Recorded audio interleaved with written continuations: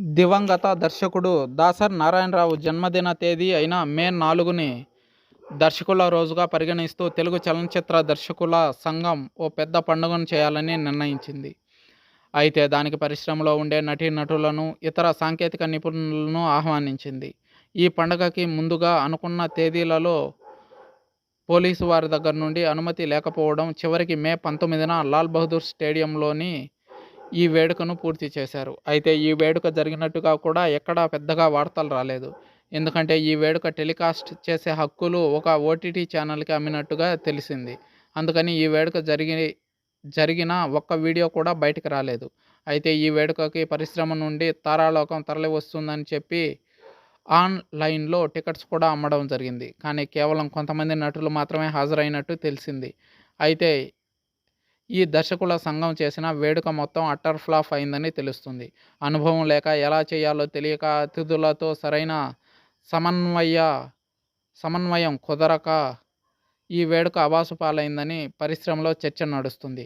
అదే కాకుండా ఈ వేడుక ఎందుకు చేస్తున్నారో ఆ విషయం కూడా మర్చిపోయి అక్కడికి అతిథులుగా వచ్చిన ఒకరిద్దరు నటులను పొగడ్తలతో ముంచెత్తడంతోటే వీరికి సరిపోయింది అని అంటున్నారు. ఈ వేడుక దాసరి పుట్టినరోజు అయిన మే 4న దర్శకుల రోజుగా పరిగణిస్తూ చేస్తున్నది కదా. కానీ దాసరి గురించి ఒక్క మాట కూడా మాట్లాడలేదని అంటున్నారు. పైగా ప్రముఖ దర్శకులు ఎవరూ రాకపోవడం విస్మయానికి గురి చేసింది. దాసరి గురించి ఎవరూ మాట్లాడకుండా వచ్చిన అతిథి అల్లు అర్జున్ను పొగడ్డానికి అందరికీ సమయం సరిపోయింది. అలాగే నేచురల్ స్టార్ నానిని పొగడ్డానికి సమయం కేటాయించారు. ఇక్కడ దర్శకుల గురించి కానీ, దర్శకరత్న దాసరి నారాయణరావు గురించి కానీ ఎవరూ నోరు మెదపలేదు.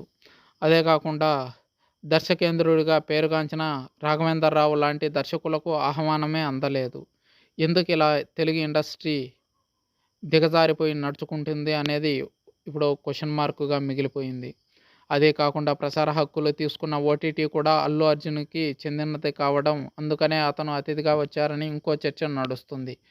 అల్లు ఫ్యామిలీ ప్రతిదాన్ని బిజినెస్ చేసి సొమ్మును ఎన్కాష్ చేసుకోవడానికేనా, ఇండస్ట్రీకి ఉపయోగపడే పనులేవి చెయ్యరా అంటూ సినీ విశ్లేషకుల అభిప్రాయాలు. అలాగే దర్శకుల సంఘం క్షమించమని, తప్పులు చాలా జరిగాయని ఒప్పుకున్నట్టుగా ఓ లేఖని బయటికి రిలీజ్ చేశారు. అయితే మే 4వ తేదీ దర్శకరత్న దాసరి నారాయణరావు గారి